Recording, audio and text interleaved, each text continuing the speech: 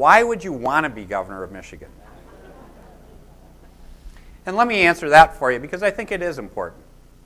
First, Michigan is an economic disaster. We're going to lose 1 million jobs this decade. We're having a family move out every 12 minutes. There's a couple other stats that are newer stats that are also just as troubling that I just ran across in the last month or so.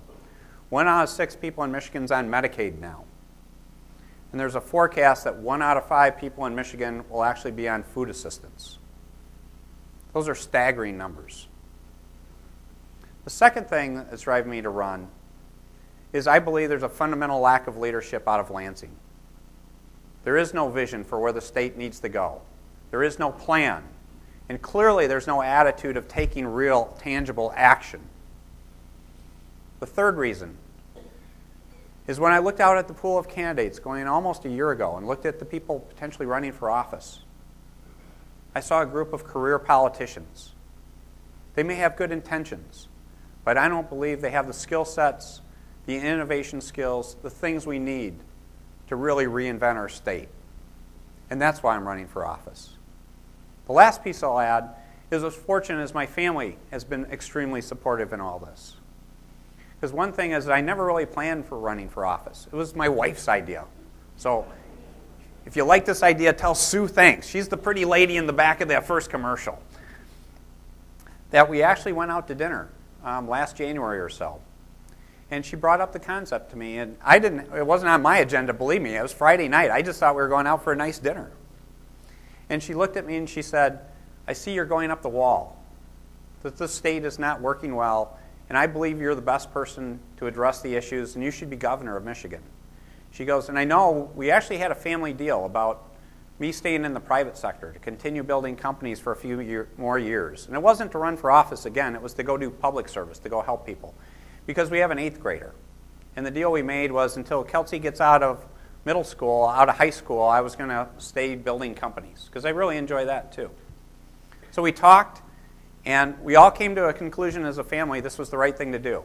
And the best illustration you might like is every few days I would go to Kelsey and say, okay, Kelts, are you going to be okay when someone you've never seen just walks up and tells you your father's a jerk?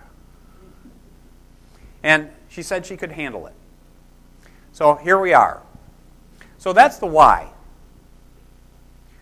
Now, what are the big issues I'm hearing from people? Because I talked about the economic disaster. But just to reinforce what are the big issues, there are 2 major issues in my view.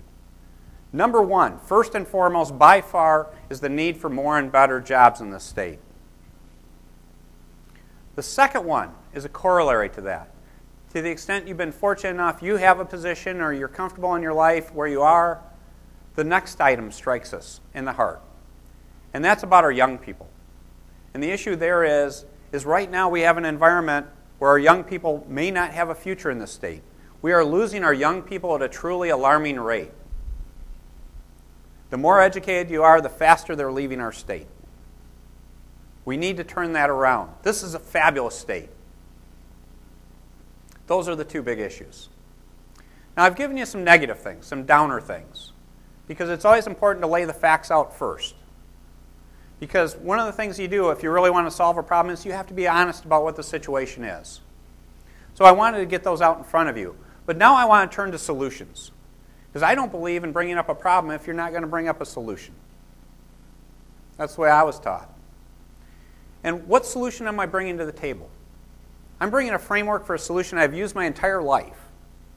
Going back to that education, but in building organizations. It's the very same framework. I've used it over and over again successfully.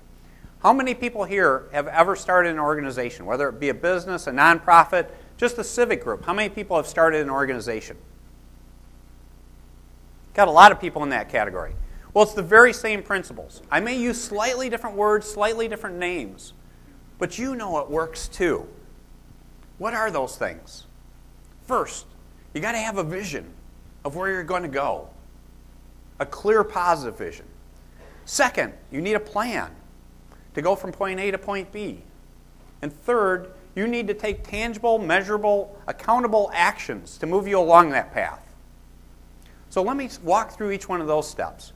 Again, point A is a disaster. What does point B look like? What's that common vision that all of us as Michiganders can embrace is to start a new era. It's to start the era of innovation. I call it Michigan 3.0. Why do I call it Michigan 3.0? Well, there's been two prior eras in Michigan's history that I'll share with you. First, there was the natural resources era, the 1800s. Fur, mining, timber. We were leaders in all those fields. Most people don't know the first multimillionaire in the United States was from Michigan. John Jacob Astor in the fur trade up on Mackinac Island. Michigan 2.0 was the industrial era, or is the industrial era, the 1900s. I also have a second name for it, though. My subtitle, the bipolar period. And why do I call it our bipolar period? The first half, one of the world's greatest success stories. Not a marvel just for the United States, but for the entire world. Think about all the fields we led the world in from an economic point of view. Everybody thinks autos, but we can go well beyond autos, right? Cereal, furniture, pharmaceuticals, chemicals, baby food. We led the field in so many different areas that wasn't only just economic success, it was social success. We were the catalyst to create the American middle class by what we accomplished in this state. We were the innovators and entrepreneurs of the country. But that was the first half. What happened? We were too successful. We got complacent. We got content. We went into maintenance mode. And what do I mean by that? It didn't happen to every single person, but as a generalization, it happened across the board. If you happen to be a successful person working in a plant, what happened? You were very fortunate. You had a nice house. You had 2 cars. You have a vacation home up north. And you looked at life saying, I can get my kids a job in the plant.